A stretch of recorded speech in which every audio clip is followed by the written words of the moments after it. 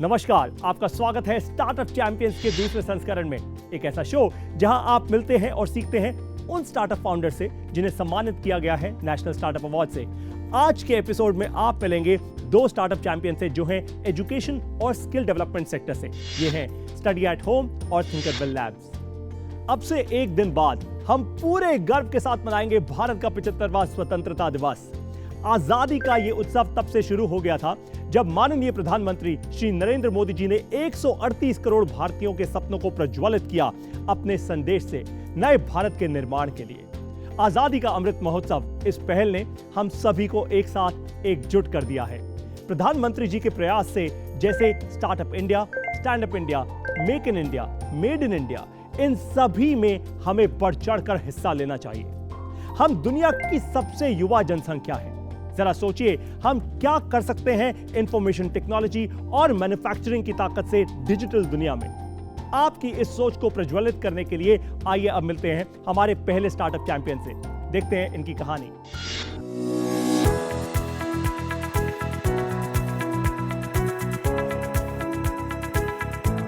मैंने CA all India rank के साथ क्वालिफाई किया था, तो मेरी एकेडमिक्स बहुत अच्छी थी। तो मेरा बहुत इंटरेस्ट था कि मैं एजुकेटर बनूं, मैं पढ़ाऊं।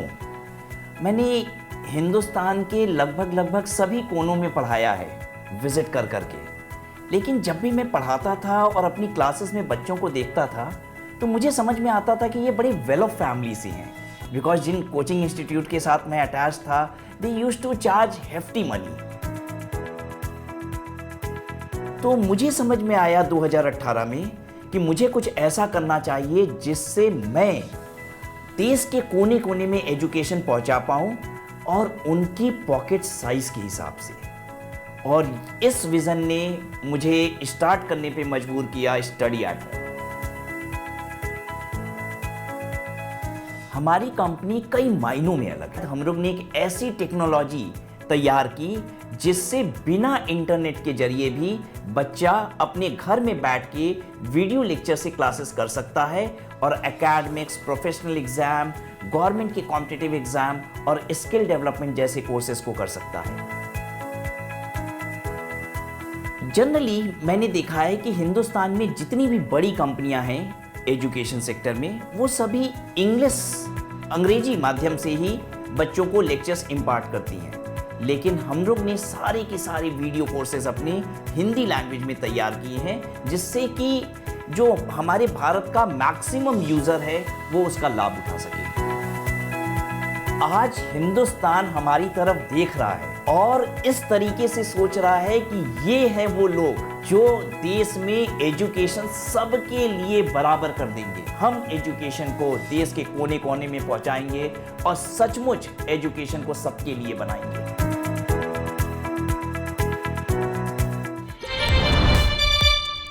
तो राज और तृप्ति, आपका स्वागत है स्टार्टअप चैंपियंस के दूसरे संस्करण में। सबसे पहले आपने अपने इस बिजनेस को फंड कैसे किया? शुरुआती 3 साल तो हमारा बूट स्टेप था। आज 3.5 साल हो गए हैं। 6 महीने पहले हम लोग ने अपना एंजल राउंड किया जिसमें कुछ फंड रेस किया। लेकिन अभी तक 3 साल की जर्नी कैसे की, वो इसलिए क्योंकि मैं सीए हूँ प्रोफेशन से। तो मैंने नॉर्थ इंडिया से लेके साउथ इंडिया में कई जगह पढ़ाया है, तो उनसे कुछ पैसे मेरे पास इकट्ठा थे। तो मुझे लग रहा था कि अगर मैं स्टार्टअप स्टार्ट करता हूँ तो 1 साल तक तो इसे फंड आराम से कर लूँगा खुद से भी। लेकिन सच पूछिए तो इनिशियली 5 महीनों में ही वी वेंट इनटू प्रॉफिट। और इससे क्या हुआ कि हमारे पास हमेशा फंड का फ्लो बना रहा, जिससे हम स्टार्टअप को यहाँ तक सपोर्ट कर पाए हैं। मेरा अगला सवाल आप दोनों से ये है दैट आप दोनों ने ही ये कंपनी को ग्रो किया ऑफ कोर्स 3.5 साल में। लेकिन पिछले साल आपके ग्रोथ के आंकड़े कैसे रहे? आपका रेवेन्यू कैसा रहा है आज? हमने रेवेन्यू में 320% की ग्रोथ की है। और देखिए, नंबर ऑफ सब्सक्राइबर्स की बात करें, पेड यूजर्स की बात करें, तो ये भी कंटिन्यूसली इंक्रीज हो रहा है। हम लोग हर महीने लगभग 2000 नए पेड यूजर्स को ऐड कर रहे हैं।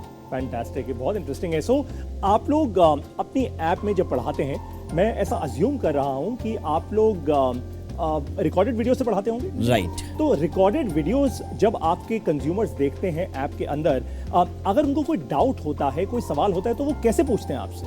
पहली सबसे खूबसूरत चीज़ कि हम लोगों के एजुकेटर्स इतने ज़्यादा कॉम्पिटेंट होते हैं कि उन्हें पहले से पता होता है कि किस टाइप के डाउट्स बच्चों को आ सकते हैं। तो दे मेक श्योर कि वो डाउट्स वो सेशन के एंड में कवर अप कर दें। और वो कैसे कवर अप करते हैं? वो डाउट्स उनके दिमाग में रहते हैं, सेशन खत्म होने के बाद दे आस्क, अच्छा आपके मन में ये सवाल ज़रूर होगा, मैं इसका जवाब बताता हूँ। तो जो एक हम लोगों का सिस्टम है वो ऐसा बना हुआ है।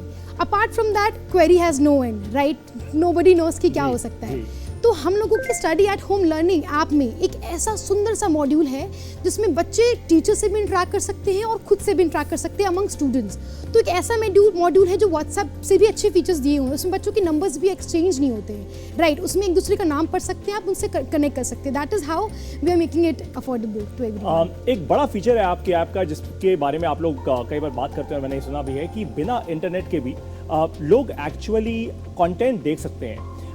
जनरली YouTube पर भी आप ऐप पे कंटेंट डाउनलोड कर सकते हैं, लेकिन आप कंटेंट देख सकते हैं। ऐसा आप करते कैसे हैं?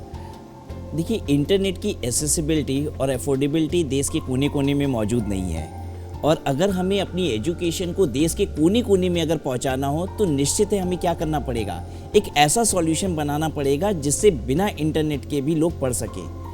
तो हमारा सॉल्यूशन विंडोज़ में और इनफैक्ट एंड्रॉयड में दोनों में ही ऐसा है, जिससे कि एक बच्चा बिना इंटरनेट के पढ़ सकता है। अब ये टेक्नोलॉजी क्या है? इस टेक्नोलॉजी को हम कहते हैं इंक्रिप्शन और डिक्रिप्शन की टेक्नोलॉजी।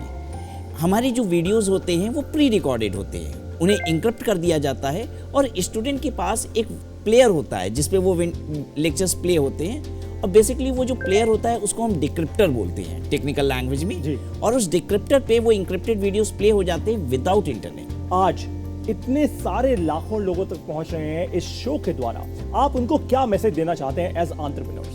कभी भी आप अपना कोई भी रास्ता बंद ना होने दें। मैंने जनरली पाया है कि लोग ना अपॉर्चुनिटीज को खुद से रोक देते हैं। होता क्या है कि अगर हमारे जेब में 100 रुपए है तो हम 1 रुपए की अपॉर्चुनिटी को देखना भी बंद कर देते हैं। पर मेरा ऐसा मानना है कि अगर आपके जेब में लाख रुपए भी है ना, तो आप 1 रुपए की भी अपॉर्चुनिटी के आगे रास्ता बंद न कीजिए, उसे भी आने दीजिए, और इस तरीके से आप एक अपनी सक्सेसफुल एंटरप्रेन्योर जर्नी बना सकते हैं। और हमेशा अगर बिजनेस में सक्सेसफुल होना है ना, तो मार्केट की प्रॉब्लम को आइडेंटिफाई करना पड़ेगा और फिर उसके लिए सॉल्यूशन बनाना होगा। हमारा मानना ये है कि आगे वही बढ़ते जिनके पास रिसोर्सेज नहीं होते, क्योंकि उन्हें पता होता है कि what is the optimum utilization of resources. ठीक है, हम लोग ऐसे स्टार्टअप हैं जो 10 पैसे से 75 पैसा बनाए हैं। अगर आपके पास एबंडेंस रिसोर्स होगा तो आप यूटिलाइज नहीं कर पाएंगे, आप चैनलाइज नहीं कर पाएंगे फंड्स को। तो क्योंकि फंड्स होना भी बहुत इंपॉर्टेंट है, बट ये कह करके अपने आप को रोक लेना कि रिसोर्स नहीं इसलिए हम आगे नहीं बढ़े इज अ सेटबैक। बड़ा लेसन है आप सब लोगों के लिए कि मेरे पास रिसोर्सेज नहीं है, इस कारण मैं आगे नहीं बढ़ पा रहा, सिर्फ दिमाग का झोल है। इस बात पर अब हम इस पूरे सेशन को समराइज करेंगे। मैं आप सब लोगों को अब टॉप 3 वो लर्निंग्स बताने वाला हूं जिसका नोट आपको बनाना है ताकि आप अपने बिजनेस में, अपनी स्टार्टअप में उसको इंप्लीमेंट कर पाएं। आप चाहें तो स्क्रीनशॉट भी ले सकते हैं। जल्दी से बढ़ते हैं टॉप 3 लर्निंग्स पे। सबसे पहली चीज जो आपको समझनी है अपने बिजनेस के लिए इस सेशन से, वो ये है कि आप कस्टमर्स की प्रॉब्लम्स को ध्यान से समझिए और उनको सॉल्व कीजिए, जैसा राज जी ने बताया। नंबर 2, आपको कस्टमर के लिए जो भी सॉल्यूशन आपने बनाया है, वो प्रोडक्ट हो या सर्विस, उसको कस्टमर के लिए अफोर्डेबल इतना बना दीजिए कि कस्टमर बिना सोचे समझे भी उसको ले पाए, जैसा इन लोगों ने किया। और नंबर 3, इंटरनेट पे लॉन्गेस्ट लॉन्ग टेल, यानी अगर एक बहुत बड़ी जनता तक आपको पहुंचना है इंटरनेट के द्वारा, तो आप लोकल भाषा में इंटरनेट पर आप जाइए, जिससे कि आपका कंटेंट या आपका प्रोडक्ट कंज्यूमर खुद खरीदेगा। Am I right? Absolutely. Fantastic, बहुत बढ़िया। थैंक यू सो मच आपके सपोर्ट के लिए। अब समय है एक छोटे से ब्रेक का, लेकिन कहीं जाइएगा मत आप, क्योंकि अब आप सीखेंगे ब्रेक के उस पार एक और ऐसी जबरदस्त स्टार्टअप से जिसका इनोवेशन माननीय प्रधानमंत्री श्री नरेंद्र मोदी जी ने भी सराहा है। सीखना बंद तो जीतना बंद, ये तो आपको पता ही है, इसलिए कहीं भी मत जाइए। जल्दी आपसे मिलूंगा इस ब्रेक के बाद।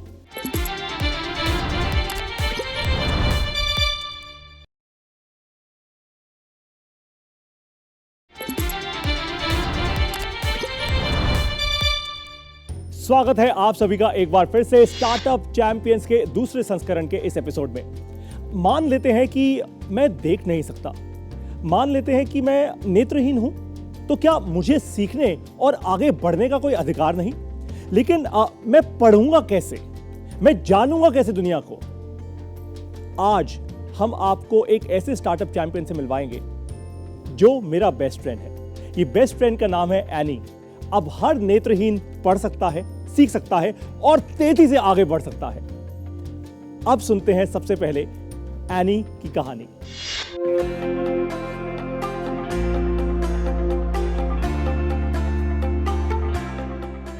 थिंकबल लैब्स ये स्टार्टअप हम 4 दोस्तों का एक सपना था कॉलेज में। बिट्स पिलानी में हम साथ पढ़ते थे और 6 साल पहले हमारा ये सपना था कि हम इंक्लूसिव एजुकेशन की दुनिया में कुछ बदलाव लाए, अपनी पहचान बनाएं। और आज एनी और पॉली और हमारे दूसरे प्रोडक्ट्स के द्वारा हम पूरे भारत में और विश्व में भी ये बदलाव ला रहे हैं। Made in India, made for the world technology से। और मुझे गर्व होता है ये कहने में कि आज एनी 9 भाषाओं में बच्चों को अपनी मातृभाषा में पढ़ा रही है। 50 से ज्यादा एनी स्मार्ट क्लासेस है पूरे भारत में। 10 से ज्यादा देशों में हमारी टेक्नोलॉजी बच्चों को ब्रेल साक्षरता से जोड़ रही है। हमारा विजन है कि इंक्लूसिव एजुकेशन इस सनराइज सेक्टर में अगले दशक में जो बदलाव आएंगे, उस सारे बदलाव और टेक्नोलॉजी के आगे थिंकबल लैब्स रहेगा। ना बस भारत में बल्कि पूरी दुनिया में हम इंक्लूसिव एजुकेशन का सेक्टर काबिज करेंगे।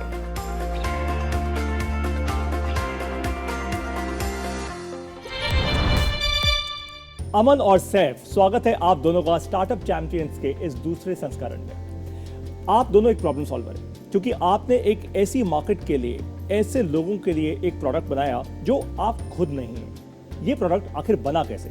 आप दिखा सकते हैं हमारे सारे ऑडियंस को अपना ये प्रोडक्ट और बताइए कि ये इनोवेशन आपने बनाई कैसे? Thank you so much for having us. तो हमने एक्चुअली कॉलेज में रिसर्च चालू की थी।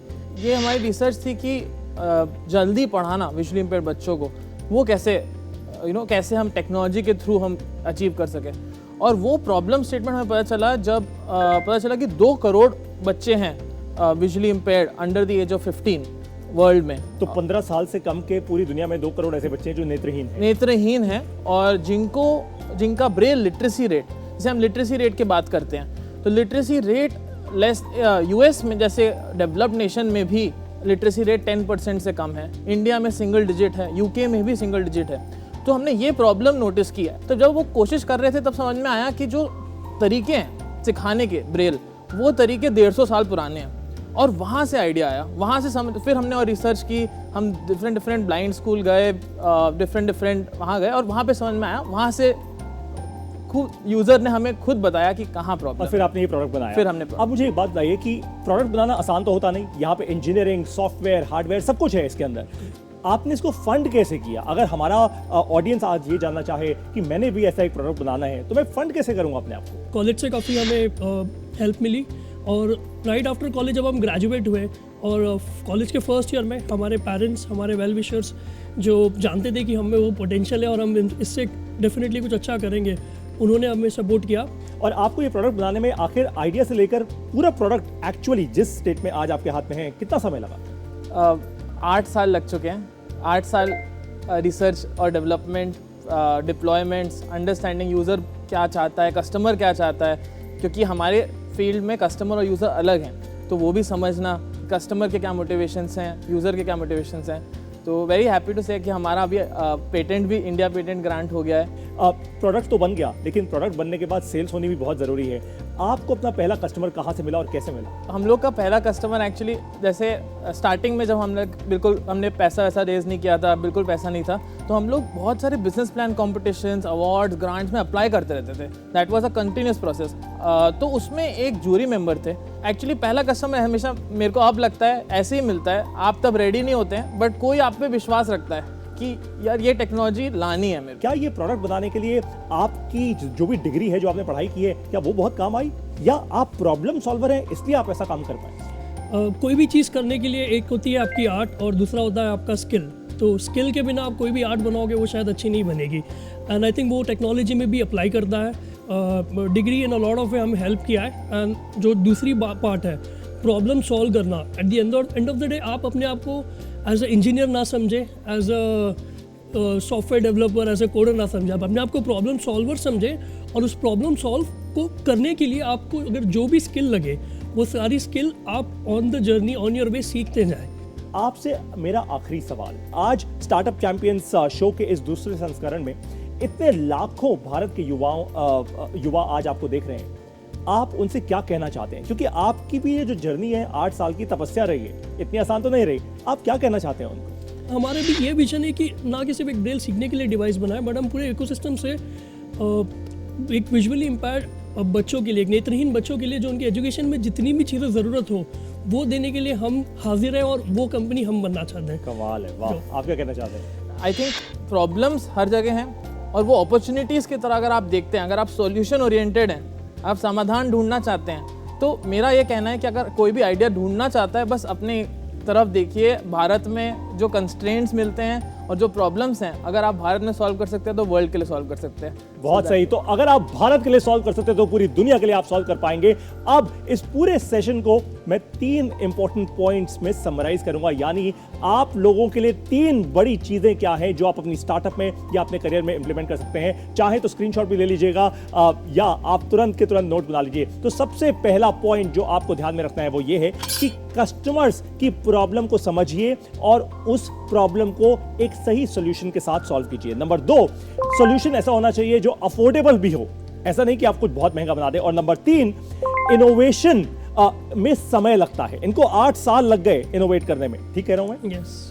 लेकिन जो इंटेलेक्चुअल प्रॉपर्टी आप बनाते हैं, जैसे आज इन्होंने एनी बना दिया, अब ये एनी कोई और कॉपी नहीं कर सकता इतनी आसानी से, उसकी बड़ी वैल्यू होती है और आप अपने कंपटीशन से बहुत ज्यादा आगे निकल जाते हैं। आपको यही समझना है और अगर आपने ये 3 इंपॉर्टेंट स्टेप्स आज समझ लिए, ये 3 कदम अगर आपने सही से ले लिए, तो ये बात तो पक्की है कि आपकी स्टार्टअप को सफल होने से कोई नहीं रोक सकता। अब समय है एक छोटी सी ब्रेक का, लेकिन कहीं आप जाइएगा मत। अब होंगे आपके सवाल और हमारे चैंपियंस के जवाब, यानी एक क्वेश्चन और आंसर का राउंड। आप अपने सवाल पूछेंगे, हमारे चैंपियंस अपने जवाब देंगे। अगर आप चाहते हैं इन जवाबों को लेना और सफलता पाना, तो तुरंत के तुरंत आइएगा इस छोटे से ब्रेक के बाद।